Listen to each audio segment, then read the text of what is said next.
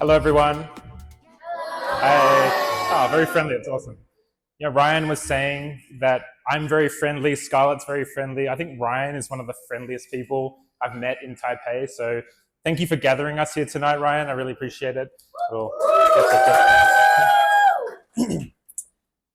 I'm going to tell a couple of stories that hopefully you can relate to. One of them is about why I really like Taiwan, and the other one is sort of like why I ended up staying here for so long. So, a bit of context, my name is Ben. I've been here for 9 years, on and off.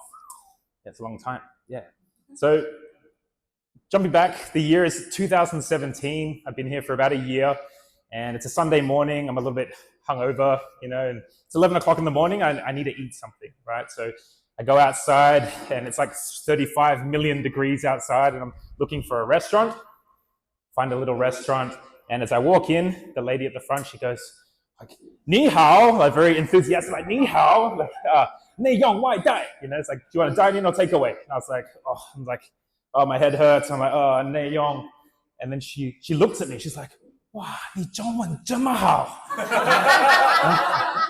I've heard that before. Yeah.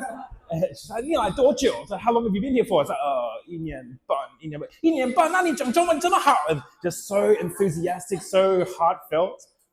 And I sat down and I kind of laughed out loud for a minute, And like, what a place to learn Chinese. Like, one of my main missions coming here was to learn Chinese. What a place to learn. I was in Tainan, and I feel like Tainan people are particularly friendly. And it was just such a nice environment to learn Chinese. As a thought exercise, I like to think about what it would be like in the reverse. So I'm from Australia. So if you can imagine a Taiwanese guy walks into like a fish and chip shop in Australia, and the lady says, like, would you like to dine in or take away? And the Taiwanese guy says, dine in. And the Australian woman says, your English is so good. Just never in a million years would that ever happen, right? So this is one of the reasons why I fell in love with Taiwan, and especially Tainan, and I love the culture there and how supportive everyone was. And I think everyone has that kind of experience with people.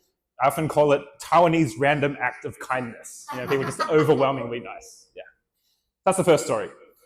Second story about why I kind of stayed and why I feel so connected to Taiwan. So I'm half Singaporean Chinese. My mom's from Singapore, and I really wanted to come here and learn Chinese. It's a real mission for me. And I really wanted to be able to have a conversation with my grandma. My grandma speaks Chinese, right? So she lives in Singapore, and I'm like, I'm going to come to Taiwan. I'm going to learn Chinese. I'm going to have a conversation with my grandma. So I studied hard for about 6 months, and my Chinese is getting better. Talk to my mom on the phone. I'm like, "Mom, 我会讲中文." She's like, "Oh, very good, Ben. Good job." I'm like, I can finally have a conversation with Amma, And she's like, "Oh, yeah, like it's a shame she doesn't really speak Mandarin." I was like, what do you mean? And she's like, "Oh, she speaks some Mandarin, about as much as she speaks English." And I was like, "Well, she speaks like 5 words of English. She barely knows any English." And so I talked to my mum about it, and I was so ignorant. I had no idea, but she speaks Chaozhouhua. She speaks Tuchu. She doesn't speak Mandarin. She doesn't speak Cantonese. She doesn't speak English very well. And so all of that for nothing, right? Like, I was like, oh my God, why? But it actually was a catalyst for me to start digging a little bit deeper into, like, who are Taiwanese? What is Taiwanese? Who are Taiwanese people? What is my heritage?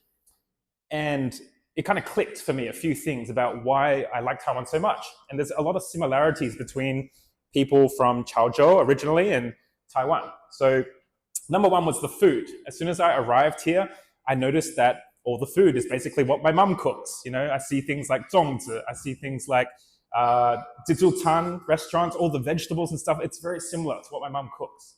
And it was a very easy transition for me, right? That's number one. The second thing was when my mum came to visit me in Tainan, and she's walking around just like speaking Taiyu to all the locals. She's like super popular there. They're all like, "Oh, wow, like this is foreigner who speaks Taiwanese."